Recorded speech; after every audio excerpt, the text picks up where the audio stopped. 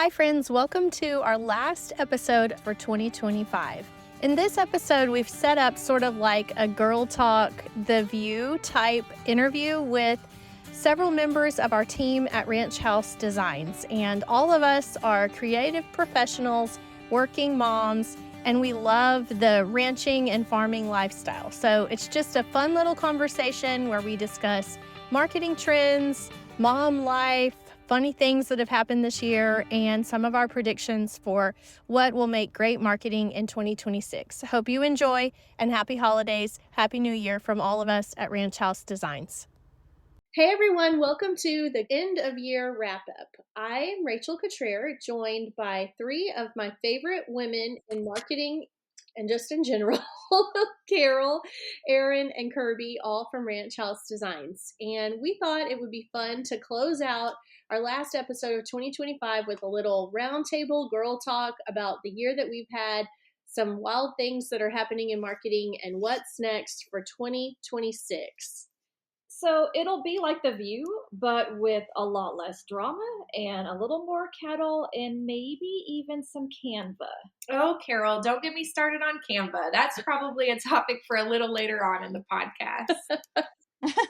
Yeah, that's an inside joke here. Kirby, she loves Canva in her personal life, but she hates it in her professional life. So I thought we would start with just kind of a couple of maybe highlights or big milestones that Ranch House Designs has done over the last year. And Kirby, do you want to just kick it off and tell us some of your favorite things? We've had a really great year, and it's so hard to look back at the year and try to choose a favorite project just because, we work with so many different clients on so many different things. But I would say just my favorite throughout every year would really be helping clients with their sale promotions, from the initial print ads and designs for the overall sale to the Facebook graphics, their sale catalogs and banners. It's just always really cool to see something come full circle once the client has a successful sale. Yeah. I saw the Tennessee River Music. Yes. Now, granted, we don't do that catalog, but we do their website and have worked with them for many years. And we shared that one because that was fun. When you see a client who's like, this is the best sale we've ever had. Mm-hmm. And even if we play a tiny role in that, just by, putting their catalog on the website, It makes you happy. And Randa really is cool. So sweet. She is. Is. It's just a pleasure to get to work with them and see their sales be so successful. Yeah. Carol, do you have one? Anything? I think my favorite part of 2025 was having the Brand Builders Workshop. I always enjoy getting to see our clients face to face. We email primarily, and over the years, we feel like, maybe it's just me, but I kind of feel like you kind of get to know, mm-hmm. people over email, and they send us family photos, and we had a new birth this year. Yeah. The son got married, and to get to see them face to face and shake hands. And I love that. So that was, to me, a favorite highlight. Yeah. Erin, you got anything? I do. There's so many. It's hard to pick. I love booking websites is awesome, but also logos. To me, it's just like the start of a new brand, and just any logos, just seeing those people's faces or hearing how happy they are with their logo. It's just like the start of their new company, their new brand, and it's just fun to book those logos. But I'm also super excited about the Grit and Grace going nationwide. Like, that is just something that I think is close to my heart and dear to my heart, and I'm excited for where we're going to end up with that. Yeah. Does anybody have a behind the scenes funny? Or I was trying to think myself, and I couldn't come up with anything. Every day is fun. I was about here, to say, I think every day is just so different here, and it just depends on the day what we're getting into in the office. So the one that came to mind, it's not necessarily funny, but it just kind of goes to show just how dedicated all of us are. Our office manager, Jessica, very recently just had a baby, but she was here at the office having contractions. Yeah. She was here while she was having contractions, and I just looked at her like, why are you here? But that just goes to show the type of people that we all are, and how dedicated we are, and how much we care. We are people just as dedicated as our clients are to their own ranches and their own businesses. Mm-hmm. But it goes the same with us. We're here for you, and this is where we are. We're here in person in the office, ready to help. I don't know about y'all, but I feel like 2025 has just flown by. It has. Like, it really. I mean, quick question. Has anybody put up their Christmas decorations? No. I was waiting. My son's birthday card is next on my list. We have not, but my girls tried to sneak some in this weekend, and I was like, no, we are not ready. And my youngest is anti-Christmas until Thanksgiving. She's like, we have to have Thanksgiving before we have a Christmas tree. I'm like, okay. So let's talk about just marketing in 2025. It was a big year for marketing. I think for us, especially for rural brands, we saw a lot. Of course, we always see a lot of cattle clients, but we saw a lot of non-cattle clients, and we saw a lot of businesses. So let's maybe talk about what are some of the trends we saw and what really worked this year. I think one of the biggest trends right now is AI. ChatGPT is huge right now. Canva and Canva Magic Studio, they're just really on the rise and kind of all the rage right now. And for us personally at Ranch House Designs, we absolutely do not use these tools in our day-to-day. And we have completed over 500 total projects this year, ranging from print ads and graphics, catalogs, logos, websites, Shopify stores, you name it. We have created all of these projects uniquely without Canva and completely from scratch. And I think that's something really to say, because with ChatGPT and AI really on the rise, we take our time and get to know our clients uniquely and individually and build from there. So yeah, who in our personal lives? I know you use Canva. Yeah, do you, my Carol? best friend in my personal life. I don't really use AI personally. My husband has, and believe it or not, some vet clinics are starting to use AI to help with medical notes and things like that. And it can be very impressive. Yeah. But personally, I don't have a need to. Erin, are you using either of those? I use Canva a little bit, but they're teaching it like to my girls in school. And so like they'll come home making graphics and stuff in Canva. They know Canva better than I do. I love that, because I feel like that's getting the younger generation interested. Yes. Yeah. Definitely teaching them skills that can be very beneficial later on. So y'all remember when Annie, my 10-year-old, was asking for a job at Ranch House Designs this summer? She told me that she knows how to design stuff in Canva. They do. And Molly definitely does. I think it's great for that, but in no way is it equal level to the 500 projects that you've done. I use ChatGPT all the time, but never for professional. I mean, it is professional. It's more efficiency. Like, Erin, you may do this. Like, when I have a client call and I'm like typing notes as we talk, I like jot those down. At the end of the call, I may put those into ChatGPT and ask it to summarize it or make it read better. Yep. Make my notes sound a little better than they do. Yeah, I use that all the time. But graphic design, no. Absolutely not. No. Yeah, big no. Erin, you talk to clients every day. What are you seeing? What are things that you saw as big trends this year? For sure, social media, Facebook, Instagram, and I think Reels. I think Reels are taking over any kind of short form videos, TikTok, Reels, YouTube Shorts, even my Facebook and my Instagram, which I'm not huge on either one, but like Instagram for sure is taken over by Reels. And then my daughters will just send me Reels like all day long. I'm like, what are you doing? Are you even going to school? But yeah, I just like the video and people just seeing real life, I think, is really taking over. Yeah, are your girls on any of that, Carol? No, but one thing I've learned just with being around the high school and college age kids, it took me by surprise. But again, this just shows how I'm not really into it. But they're making these reels and they're making these TikToks out in the wide open in front of everybody. There's no, I guess, wanting to do it in private. Yeah. There's no concern about that. I mean, they're just in front of the whole wide world making a TikTok. It's funny you say that, because we went to the beach this past summer in June. Maybe it was July. Anyway, we're sitting at a restaurant, beachfront restaurant, and we're looking out onto the beach. And there's this little girl, probably teenage age, and she's doing a reel or some kind of video on the beach. And we just had to get a kick out of it, because it's just so funny to see. She's doing her little dance moves and we're just sitting at dinner, and it was just funny to see that you say that. Yeah. So it's also, I feel like it's also the confidence builder. Like they're not afraid to do it in front of people, Yeah. And I guess if you're a business owner or a rancher, that essentially is a good thing because while you're doing your real life everyday tasks, Yeah. there's your opportunity Mhm. to make a reel. Hey, this is what we're doing today, Yeah. or this is on the plan, or wait, it's raining. Plan B. Mhm. That goes to show you that it still can be a part of your day.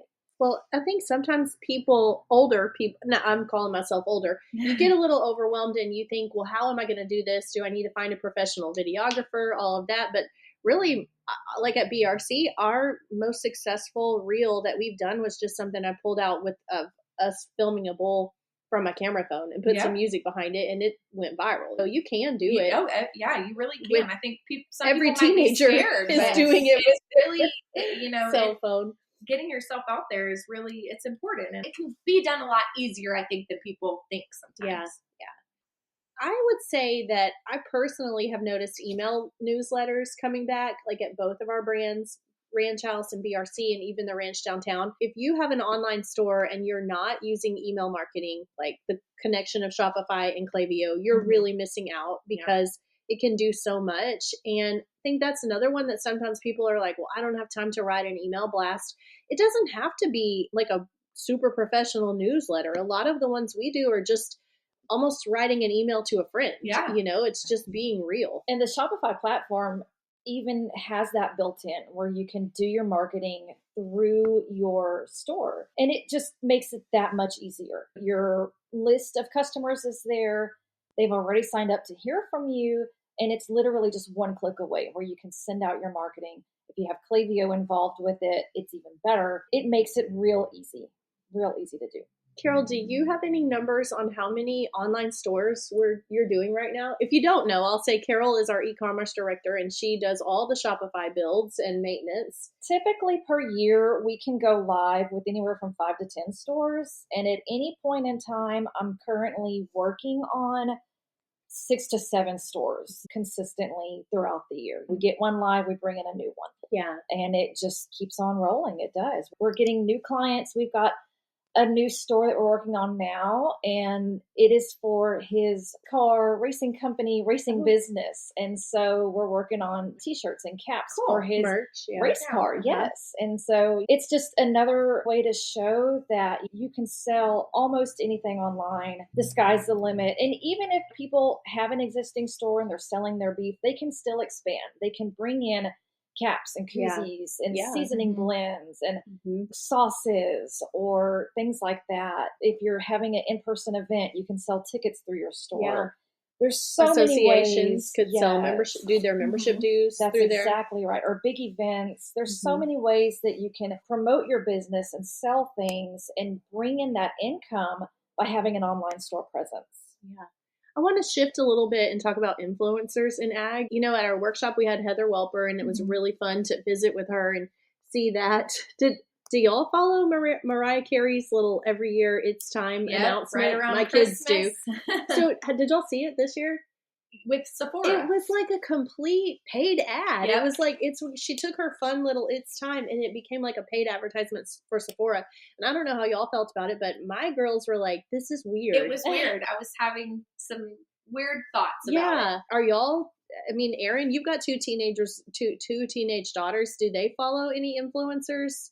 So not really, not Mariah Carey for sure. And the younger one, and I don't mean that in a bad way, but I do not even know what y'all are talking about. So that shows you how much I know. But not really. Like right now, I think they're just more into their friend group and stuff. Not really any influencers, just funny reels and stuff right now. In their friend group. Yeah, I like that. And I think right now, social algorithms change so much. Every day.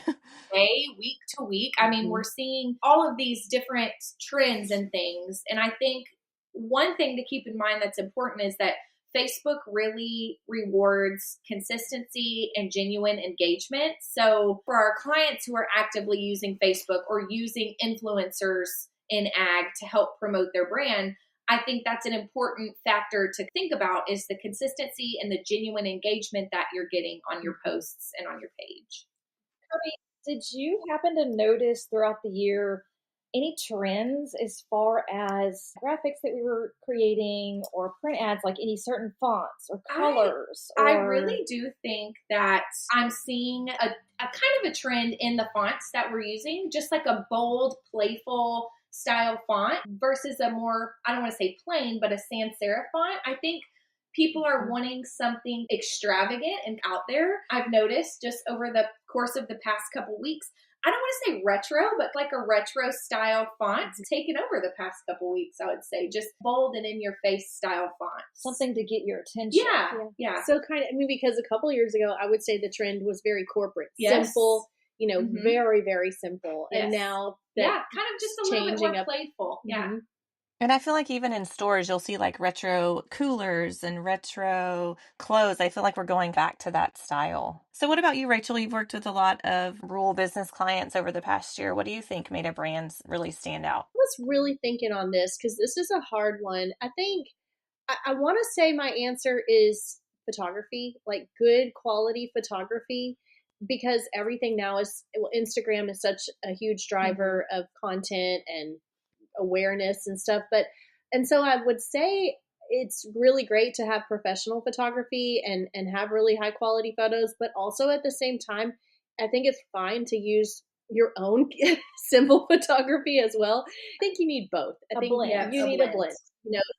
The high quality images like for your catalogs and your print ads, but day to day, people like to see the real life behind the scenes, be you in the business, not everything staged and professional. Perfect. I'm getting tired of seeing all the staged perfect photos from people. I like to see good photos that are like scenic or of good cattle, but if it's day to day, you at the ranch, you at your business, you don't have to look perfect, in my opinion. No, for sure. Yeah, I agree.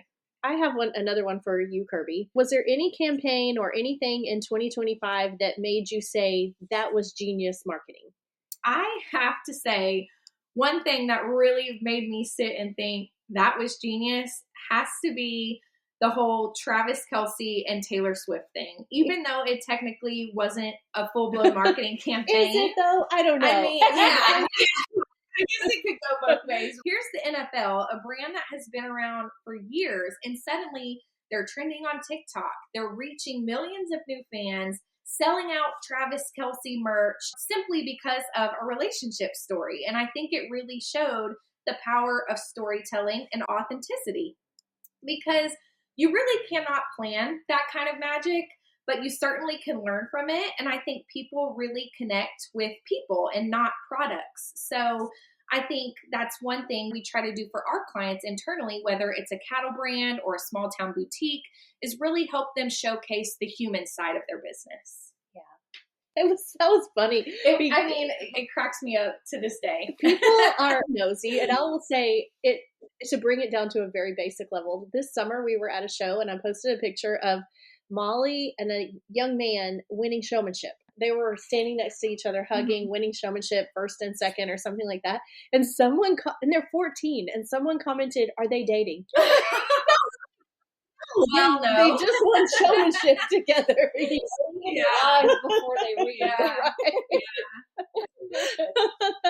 But my point is, it's like emotion and personality are driving marketing more than ever, and people care about you and they want to feel like they know you behind the scenes more than just like what you have to sell.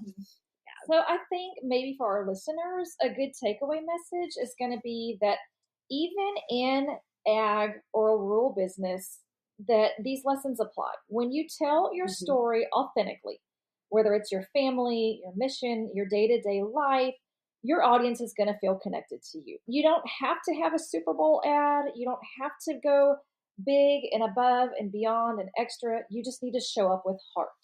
I always appreciate, Carol, how you can just bring everything back together. You always keep us very grounded and summarized. But speaking of that, Carol, have you noticed a shift in any of our clients on the way that they use marketing this year? I think it goes back to social media. I think a lot of people, they do have their websites. They put out their big events coming up. And then honestly, life comes into play and they may not be able to send us all of the sale pictures or all of the catalog or all of the videos, but they will still be able to send us, hey, put on my website, here's the link to the online sale, here's the link to the video. So even if real life comes into play and you can't get everything done on that to-do list, if you can at least send us the main things, here's the link, here's the catalog, here's how to contact us. Let's say they can put it on their social media or they can do something with their YouTube. It's the best of both worlds. You're putting that information still on your website. And even if we have to link out to it, that's okay. Because like I said, sometimes life gets in the way. So don't feel like if you can't get everything done, don't feel that that's a bad thing. Send us the main things. We can put that into play for you to keep your website still current and up to date with what's going on. And sometimes you may have to do that. And then maybe next year things will work out a little bit better and we can put in your photos. You got to just kind of roll with the punches, and we're there for you.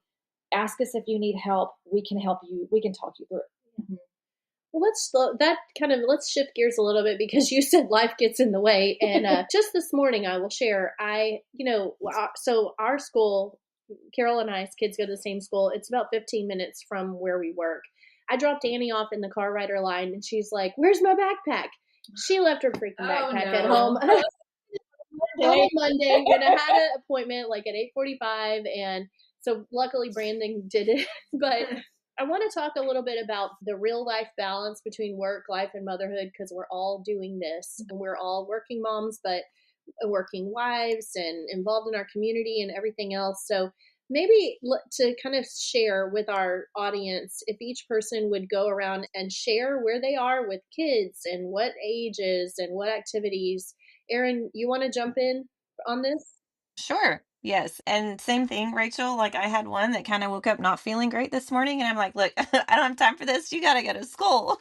You just got to go. We have things to do. And yeah, so I have a 13-year-old and a 15-year-old, both girls. They are very involved in 4-H and FFA, and school. When you get to high school, gets to be a lot. We have barn chore. We have 6 steers and a couple heifers on feed. My oldest is involved in TYLA, which is all consuming. So the oldest has had to make some choices, and she doesn't play sports anymore. And she wasn't always the athletic one anyways, but she had to make those hard choices. And now the younger one is in 8th grade and will be in high school next year. So she is to a point also where she's going to have to kind of decide. And let me tell you, Lavernia sports where we live are very competitive. So if you're basically not playing year round, you're probably not going to play school ball.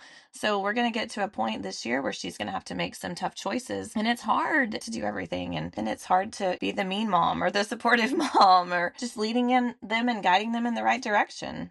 Yeah, Kirby? Yeah, so my son just turned 4, so he's still pretty young, but this boy wants to be a farmer so bad.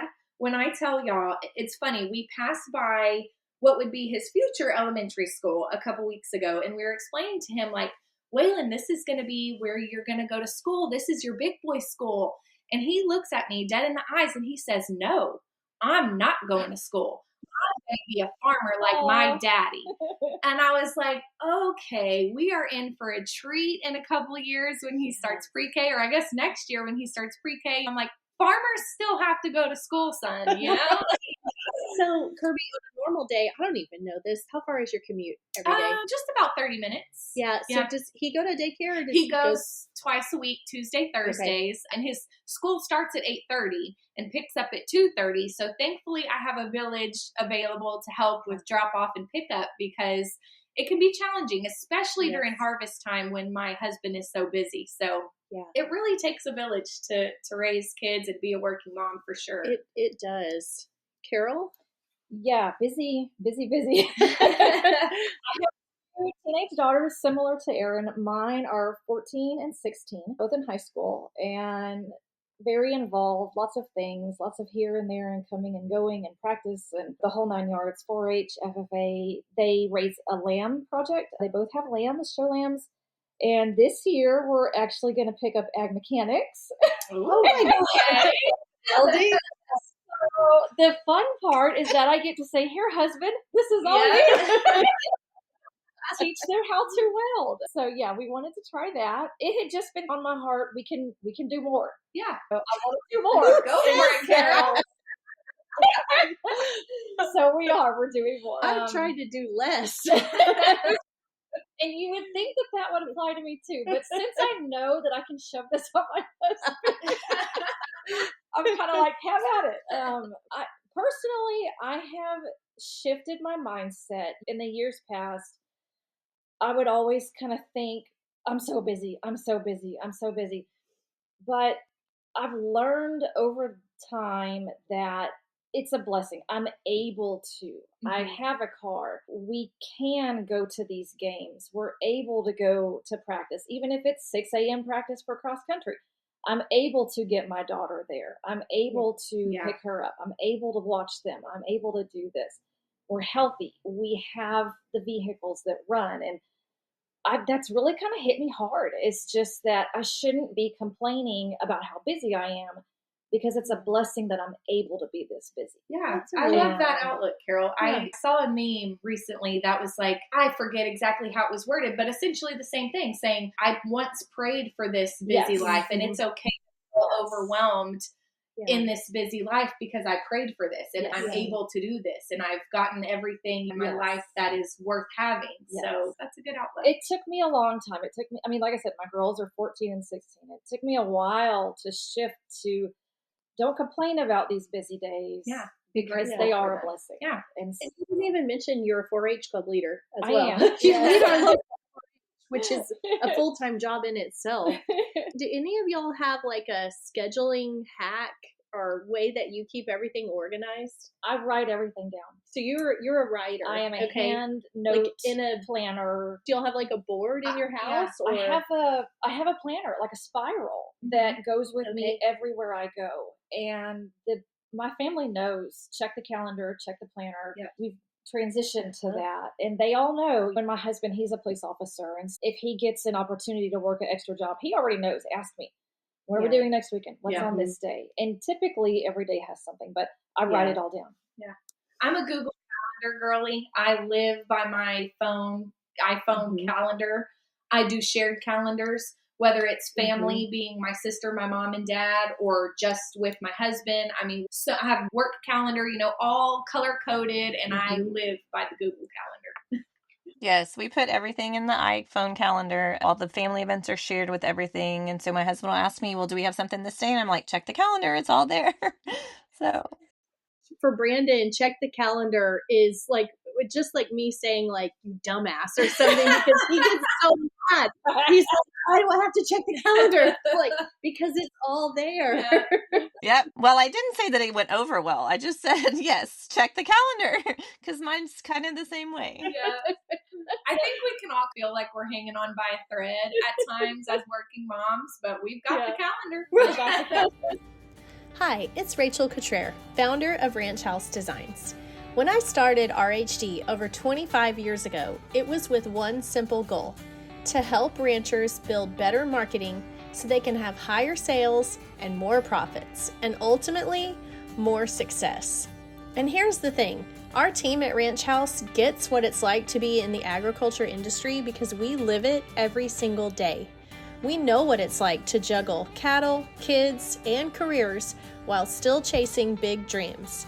That's why our branding, websites, and marketing strategies are built to work in the real world for people just like you.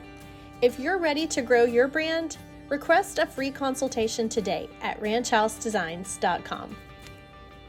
Speaking of just moms in general, is anybody willing to share a mom fail or a memorable moment from 2025? I will share one. I don't know if I would call it a mom fail. It actually might be like a mom super compliment, but I am on the board for Capital Farm Credit and I travel a lot, like several days a month. And a few weeks ago, there was like 3-4 days in a row where I was going to be gone. And I'm pretty sure that Annie faked being sick so I wouldn't go on the trip, because as soon as she got wind that I was going to be leaving the next day, the day before she got sick. And I had to leave on a Tuesday. I let her stay home on Monday and we just spent the day together. And then I think everything was fine. And then the week later, I had to go back for 3 solid days. And she was guilt tripping me so much. I actually drove back every single day instead of spending the night. It would have been so easy just to get 3 nights in College Station and do everything. But when my meeting finished, like at 3 o'clock, I would drive home and be with her And you were drive able back. to. Yes, I was did. able to. Yes. And I was happy to, like, just so I could be there for her. Yes. But that's like a mom gut check, I would say. Yeah, and that's a good question too. Like, how do you manage guilt or burnout when it comes to that kind of stuff? And your kids are really sad. Even this morning, Waylon said, "I don't want to go to Tootsie's. I want to stay with you." And I'm like, "Well, Yeah. mommy has to go to work, you know." Yeah. How do you guys do that with older kids? We help each other out as much as we can because there is a lot to remember and there is a lot to do. But we're always together. We're always with each other. Like the other night, we did a trunk or treat up at the high school. And my oldest was there for football practice. My youngest was there for cheer practice. My husband was actually going to be the one handing out candy. And I, for once, would have had some time at home by myself. But I said, you know what? I don't want to be at home by myself. I'd rather be with them. So I went to trunk or treat and I just sat and I read a book. But I was there. I was there with them. When they were done, they came, we were together. And we get through it together. We get through the hard times. We're there. Like if someone kind of needs a reality check, we're humans. You know, sometimes we make mistakes. Sometimes we lose our cool. Sometimes we get too loud, but we can help each other through it and we're always going to be there. And I think that's part of what makes you a strong unit to navigate those hard times. Yeah. Yeah. And I think for us, and even though we have different things going every day, it's just the little things of sticking to routines at home. My kids are very programmed, and if it doesn't happen the same way every day, like they get thrown off. So just sticking to routines and then just staying grounded in our faith. We have like a 10-minute drive to school in the morning. So we try to do like a teen girls Bible study on the way to school. And I think that just helps start our day off on the right foot. That's awesome. That was a great segment. I want to move on to talking about maybe some predictions for 2026. Can't believe that it's already that time of year, but if we could say, look into a crystal ball, we talked about the things that defined this year, 2025, but what is coming next? What should business owners, especially those in small towns or the ag world, be getting ready for in the next year? This is going to be fun. It's so fun to talk about trends and try to make predictions. This is going to be exciting.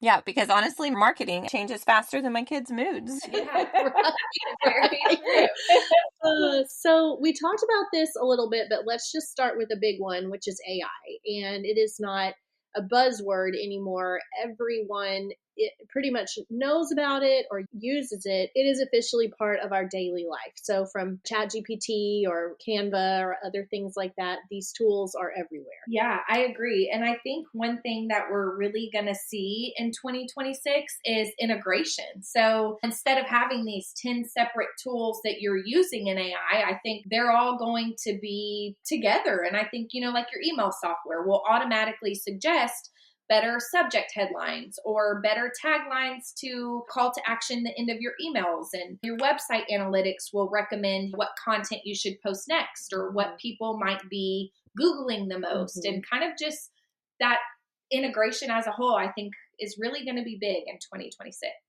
That's right. And for designers like us, we'll be able to use AI more of an assistant rather than a replacement. I don't think we'll ever see the day when someone here at Ranch House uses AI 100% for graphic design. It's not going to happen.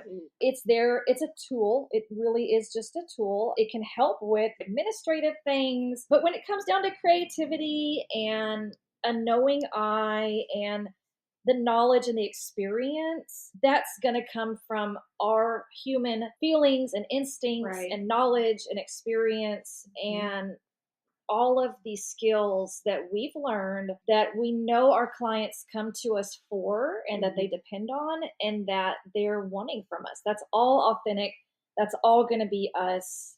That's never going to change. Right. Yeah. I feel like ChatGPT and AI are kind of like having a really smart intern who never sleeps, but they still need direction. They've still maybe never done your job, so you can use ChatGPT or AI, but you still have to tweak it and give your really smart intern some direction. That's very true. Because I'm thinking through the years, we have had some wonderful interns.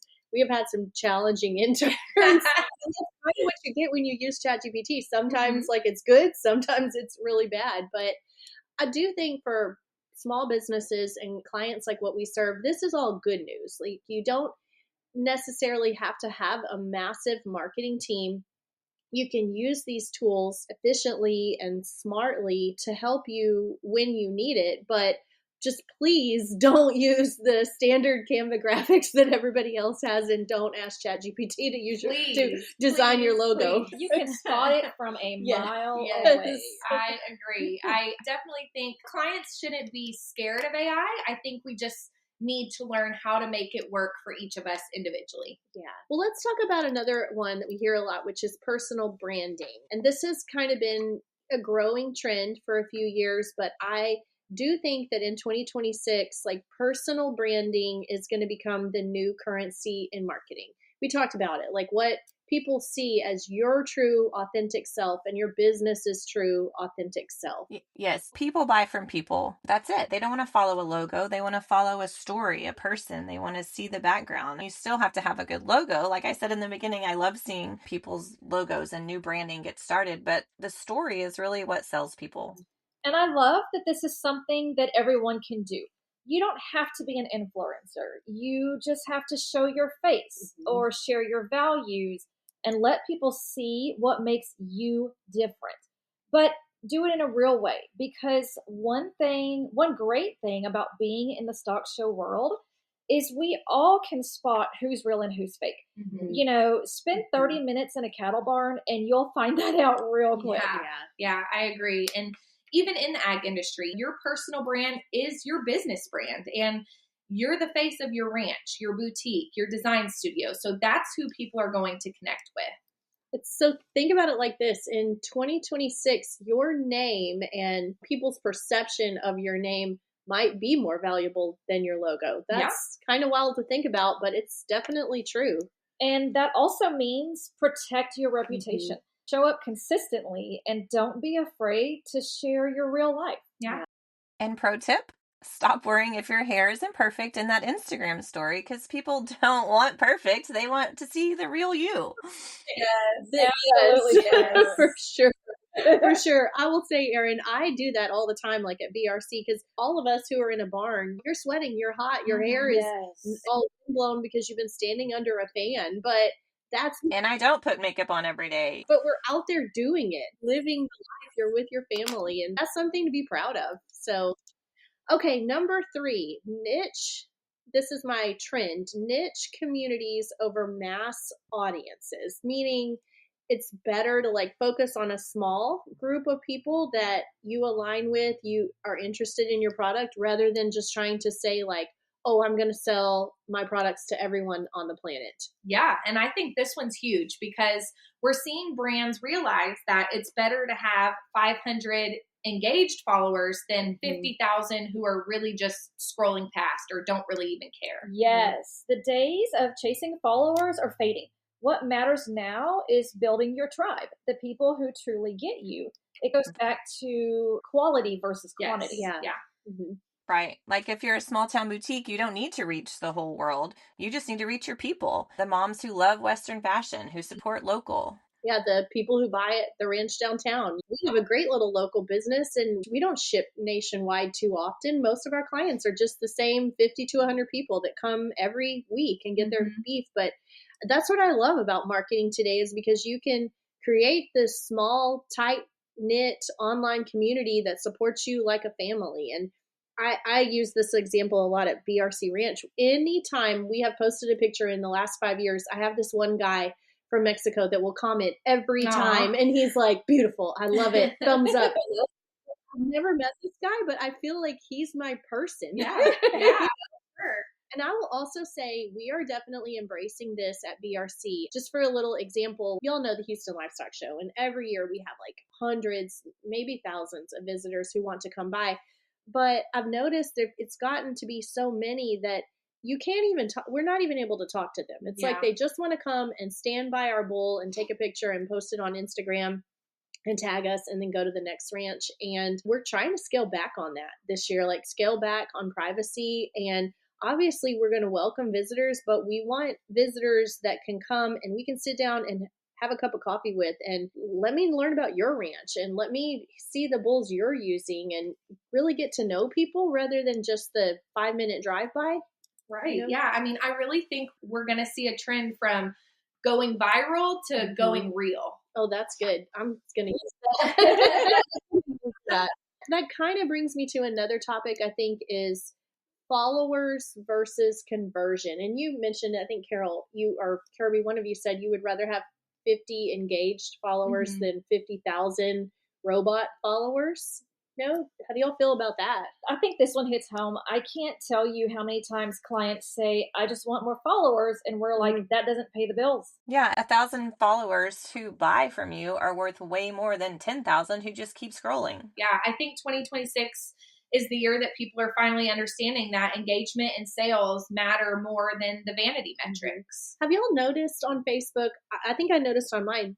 I can't see the numbers of people that like it. You can see like hearts and stuff, but it's becoming harder, and at least from the back end, it's becoming harder and harder to just see the true numbers of how many people like it or comment. I noticed on Instagram even now, you used to could see, 150 people like this. And now it's just like, Rachel liked this and others. Yeah. And so of course, we're huge promoters of email marketing, but to bring it back to marketing, that's where those things really come into play, coming back strong. Email marketing, text campaigns, and even just relationship-based selling of people having your number and knowing to call you when they have a question, that's coming back strong. So it's not about posting, it's about nurturing.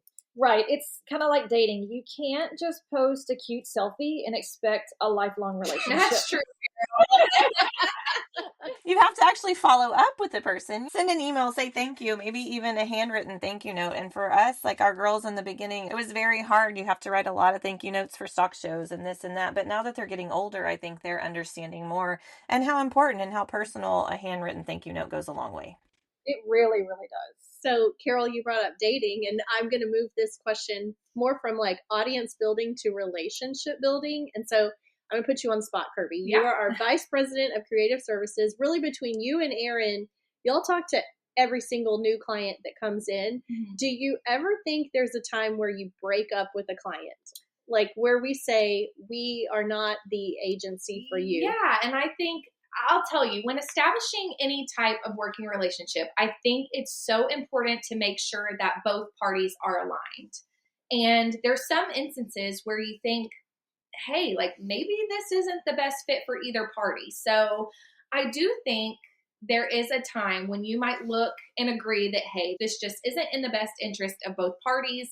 And maybe we just need to go our separate ways here for one reason or another. So I think that's important when building the relationship and establishing that relationship from the start, is identifying, are we aligned here? And is this going to be the best fit for both of us? Yeah. And Aaron, you might jump in, but just setting the expectations of what we're like as an agency versus what our clients are like, because just little things. We don't text. We do phone call and email. Right. You know, we work during business hours. We don't work during after hours. Just making sure that fits what the client wants. Yeah. Right, for sure. And I had someone call me just out of the blue, and I don't always answer my phone, but it looked like someone that I am supposed to know. And so I did answer my phone and we made it work. But we do, like, if some people say, well, I don't email at all, well, sometimes that might not work for us. That's how we do. The majority of our communication is through email. But I think we work so much on a schedule and we follow such a timeline, and we've proven that it works. So I think on our end, we have a very successful process, and we like clients who are going to be willing to work with our process and understand that we have been doing this a long time. We know what's going to work best and how the process should go from A to B. And I think just establishing that up front and letting them know this is kind of how we operate, and if that works for you, great. If it doesn't, maybe we need to look at some alternative avenues here. Well, and honestly, all of that process really stems back to the fact that we all are working moms. And we try as a company to respect that when 4 o'clock hits, 4 or 5 o'clock hits, that's family time. Yeah. We don't expect to be working in the evenings. That's family time, and that's how our company's built. So most of our clients get that. Yeah, I think so. I really do. The last one I think is a trend or a prediction for 2026, I'll say, is we've talked about it a little bit, but return to authenticity and storytelling. Yes, I think we're all craving real again. Real as in real life, not a real, not a video. I agree. I think after a few years of automation overload, people just want connection. They know they want to know there's a real person behind the post. Yeah, and I think that's goes back to the whole Taylor Swift, Travis Kelce effect that blew up. It wasn't an ad; it was a story that people felt emotionally connected to. Yeah. So whether you're Nike or a small family ranch, the lesson is the same. Tell your story. Let people see who you are, what you stand for, and why you're doing what you're doing. And the more you share those real behind the scenes moments, whether it's the early mornings or something with your family, or even if it's a fail, something that's funny, that's what people really connect with. And that's what they want to see. Absolutely. Automation's great, but authenticity converts. I love that, Erin. We might use that on an RHD ad. Yes. So there you have it. That was 5 big things that we are watching in 2026. Smarter use of AI, stronger personal brands, focusing on niches and your communities, customer loyalty, and just being real. So I think it's always about connection rather than perfection. And coffee. Don't forget the coffee. Always, Always more coffee. We talked about where marketing is headed, but let's bring it home to us, to Ranch House Designs. Like, what is next for Ranch House Designs and Grit and Grace in 2026? What gets us most excited personally and professionally? I'll kick it off. I would say for 2026 here at RHD, it's going to be a growth year, but the kind of growth that is strategic. And in the history of Ranch House, we've been at this will be 27 years now, and we I mean, and Carol, you've been here like what, 15 or 14 of those 27, and Carol, Kirby, you're almost 10. 10. Erin, you've been here for like 3 or 4, and so seen lots of things change. 10 years ago at RHD, we were chasing like bigger and more. And that's when we were serving the big companies like Cargill, Stetson, all those. Remember all those retainers that we used to do? But we're not really in that mode now. Instead of chasing bigger and more, I would say we're chasing better, like better service, better connections, better impact. So like you said earlier, quality over quantity. Right. And another thing that we're excited coming up for 2026 is the RHD Brand Builders Workshop. I mentioned that earlier about getting to meet our clients in person and how it's an enjoyable day. So the big news for 2026, we will be offering again the RHD Brand Builders Workshop, not just once, but twice in 2026. We are planning one in the spring and another one in fall. And both of those will be right here in Wharton, Texas. And so, again, if you're not familiar, these workshops are hands-on, they're high energy, and they're focused on helping small businesses learn how to brand and market themselves like professionals. And I love that they're not just for cattle or ag businesses. We're seeing organizations, beef councils, state cattlemen's associations, small town boutiques, real estate agents, all kinds of rural entrepreneurs come to these workshops. It's such a great reminder that marketing works the same everywhere. You just have to make it feel like you. Yeah, and honestly, I think the biggest goal for 2026 is empowerment. I feel like at RHD, we found our stride in helping small town businesses feel confident, and they deserve to look and sound professional as big city brands do. And I think that's what keeps us motivated. Yes, that core principle was what founded Ranch House Designs back in 1999. Like, we want to make sure that ranchers have access to great marketing. And that is still the bridge of Ranch House Design, like the bridge between small town authenticity and small town businesses, but big time marketing. Yeah. So maybe let's get each one of us to share what is the one thing you're most excited about coming in 2026. Oh, I'll go first. I personally am really excited about Grit and Grace going nationwide and expanding. When we started it, it was just an idea for rural women and stock show girls to find connection and encouragement. And now we're taking that message on the road to different cities, different audiences, but it's still going to be the same mission: tough, tested, and unstoppable. Yes, I can't wait for that. I love that. And for me personally, I'm just excited to keep talking to new clients. That's what I do here at Ranch House Designs. Pretty much every new client relationship starts with a phone call with me. So here's a shameless plug. If you're thinking about doing something in 2026, go to our website and book a call with me. So 2025 was a year of refining, but 2026 feels like a year of building new clients, new styles, and more freedom to be creative. That's what I'm excited about. Yeah. Yeah, I agree, Erin. I think for me, I'm just excited to continue to see our clients win. I mentioned it earlier. I love when we see a brand come to life from a logo to a website to social media, and then just seeing our clients thriving. That's my favorite part. And personally, maybe just keeping my life organized between being a mom and a farmer's wife and a marketer. It's a lot, but love love seeing our clients win. And if I can just mention one other little thing, as far as the websites that we host, for our clients, you know your business best. We know your website inside and out. Right. Mm-hmm. We know what it offers, we know what we can bring in, and we have the creativity to help you spread your message. So, for any of our website clients, if you want to try something maybe different or promote something in a different way, if you've just got the idea, let us know. Reach out to us and let us use our creativity to help showcase what you want to showcase about your business. Yeah. Kind of start that communication with us. We're here to help, and we are thrilled to be able to do that for y'all. Yeah. Next question, Carol, I'm going to toss it to you first, but how can ranches or even small town businesses keep up with the big city trends in the coming year? I think the biggest thing is going to be mindset. Don't think small. You might live in a small town, but your brand can look world class. Mm-hmm. The internet has leveled that playing field. You can reach customers anywhere, and I'll share my tried and true quote. Your customers only know what you tell them. I can't tell you how many times I say that. It's a classic quote. But it's so true. Yeah. They only know what you're telling them. So start sharing, start telling them. Yeah, Carol, I agree. And I think definitely investing in a good design, not Canva and certainly not ChatGPT. Good designs make people trust you before they ever even read a word. Mm-hmm. So that's how small brands compete with the big ones, by looking polished and professional. Yeah, I'm going to jump in on that, Kirby, because when you do put up that logo that was made by ChatGPT or that artwork that was made by ChatGPT, everybody knows you didn't pay for it. Mm-hmm.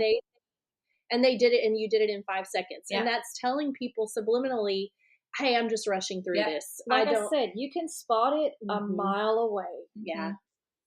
I'll also add to stay consistent. The best brands don't post once and then just go away. Whether it's once a week or once a day, just stay consistent. Consistency beats everything else.